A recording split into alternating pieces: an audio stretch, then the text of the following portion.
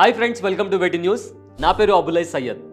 మార్చి వచ్చిందంటే వేసవి కాలంతో పాటు పరీక్షల కాలం కూడా వచ్చేసినట్లే. నేర్చుకున్నంతా మళ్ళీ చదివేయాలి, బోలెడంతా గుర్తుపెట్టుకోవాలి. అందులోనూ చాలా మందికి స్టార్టింగ్ ప్రాబ్లం ఉంటుంది. మొదటి 1-2 లైన్లు తప్ప మిగతాదంతా గుర్తుకుంటుంది.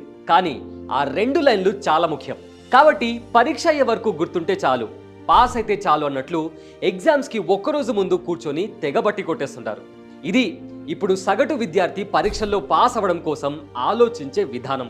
అయితే ఈ విధానాన్ని మార్చే దిశగా ఆలోచిస్తోంది CBSE.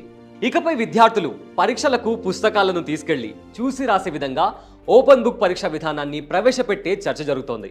National curriculum framework for school education సూచనలతో 9, 10, 11, 12 తరగతుల్లో ఈ విధానాన్ని ప్రయోగాత్మకంగా తీసుకురావాలని యోచిస్తున్నారు. అయితే దీనిపై ఇంకా ఎలాంటి తుది నిర్ణయం తీసుకోలేదు. మన దేశంలో ఓపెన్ బుక్ పద్ధతి ప్రవేశపెట్టడం ఇదే తొలిసారి కాదు. ఇంతకు ముందు కూడా 2020లో Delhi university degree final year విద్యార్థులకు ఓపెన్ బుక్ విధానంలో పరీక్షలు నిర్వహించింది. తెలంగాణలో కూడా 2021, 22 నుంచి పాలిటెక్నిక్ పరీక్షలను ఈ విధానంలో నిర్వహిస్తున్నారు. ఇందుకోసం తెలంగాణ బోర్డు 5 పుస్తకాలను సూచించింది. ఆ 5 పుస్తకాల నుంచి ఏవైనా 2 పుస్తకాలను విద్యార్థులు పరీక్ష హాల్కు తీసుకుని వెళ్ళొచ్చు. అయితే కొన్ని బోర్డులు ఫలానా పుస్తకమే తీసుకెళ్లాలి అనే ఆంక్షలు కూడా పెట్టలేదు. పరీక్ష రాసేటప్పుడు ప్రశ్నలకు సమాధానం కోసం టెక్స్ట్ బుక్లు, నోట్స్, మెటీరియల్స్ లేదా ఇతర అనుమతించిన పుస్తకాలు ఏవైనా తీసుకెళ్లొచ్చు. వావ్, పుస్తకాలు చూసి పరీక్షలు రాయడమా, ఎంత బాగుందో అనుకుంటే మీరు పప్పులో కాలేసినట్లే. ఎందుకంటే బట్టి కొట్టి రాయడం సులువు. పుస్తకం చూసి నేరుగా ఉన్న ప్రశ్నకు సమాధానం కాపీ కొట్టడం కూడా చాలా ఈజీ. కానీ ఓపెన్ బుక్ విధానంలో నిర్వహించే పరీక్షల్లో ప్రశ్నలు సూటిగా ఉండవు, చాలా ఇండైరెక్ట్గా ఉంటాయి. వాటికి జవాబు రాయాలంటే పరీక్షకు ముందు పుస్తకాన్ని అనేక సార్లు చదివి ఉండాలి. అనేక సార్లు చదవడం అంటే బట్టి కొట్టడం కాదు, అందులో ఉన్న కాన్సెప్ట్ను బాగా అర్థం చేసుకోవాలి. ఆ తర్వాత పరీక్ష పత్రంలో ఇచ్చిన ప్రశ్నను అర్థం చేసుకోవాలి. అసలు ఆ ప్రశ్న ఏ కాన్సెప్ట్ నుంచి అడిగారు అనేది కూడా అర్థం చేసుకుంటేనే సమాధానం రాయగలుగుతారు. పాస్ అవ్వడానికి కేవలం జ్ఞాపక శక్తి ఉంటే చాలు అనే పరిస్థితి ఈ విధానంలో ఉండదు. విద్యార్థి అక్కడ ఉన్న ప్రశ్నకు నేర్చుకున్న కాన్సెప్ట్ను మ్యాచ్ చేయడం, సమస్యను పరిష్కరించే దిశగా సృజనాత్మకంగా ఆలోచించడంతో పాటు ఇతరాత్ర నైపుణ్యాలు కూడా కలిగి ఉండాలి.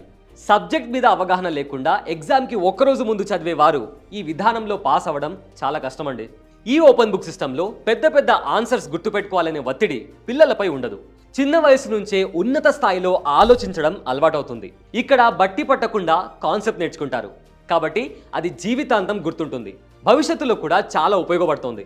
అయితే ఇక్కడ ముఖ్యమైన విషయం ఏమిటంటే ప్రస్తుతం భారతదేశంలో ఈ ఓపెన్ బుక్ విధానం అనేది అంతగా సెట్ కాకపోవచ్చు. ఎందుకంటే విద్యారంగాన్ని పూర్తిగా వ్యాపారంగా మార్చేశారు కాబట్టి. కమర్షియల్ విద్యా సంస్థలు ఎంతసేపు అడ్మిషన్ పెంచుకోవడం మీద దృష్టి పెడతారు. మరి అడ్మిషన్లు పెరగాలంటే యాడ్స్ కావాలి, యాడ్స్ కావాలంటే 1, 1, 1 అనే ర్యాంకులు కావాలి, ర్యాంకులు రావాలంటే మార్కులు రావాలి, మరి మార్కులు రావాలంటే ఇంపార్టెంట్ క్వశ్చన్స్ ఇచ్చి అవి మాత్రమే బట్టి కొట్టేలా విద్యార్థుల మీద ఒత్తిడి పెట్టి చదివిస్తారు. ఇక్కడ విద్యార్థులకు కాన్సెప్ట్ అర్థం చేసుకునేంత టైం ఉండదు. మరి అలాంటప్పుడు ఓపెన్ బుక్ విధానంలో పరీక్షలు ఎలా రాస్తారు? అత్యున్నత ప్రమాణాలు పాటించే 100కి 1% స్కూళ్లలో చదివే విద్యార్థులు మాత్రమే ఈ విధానంలో సత్ఫలితాలు సాధిస్తారు. మరి మిగిలిన వారి పరిస్థితి ఏంటి? సో ఓపెన్ బుక్ విధానం అమలు చేయాలంటే ముందుగా బోధన విధానం మారాలని అంటున్నారు నిపుణులు.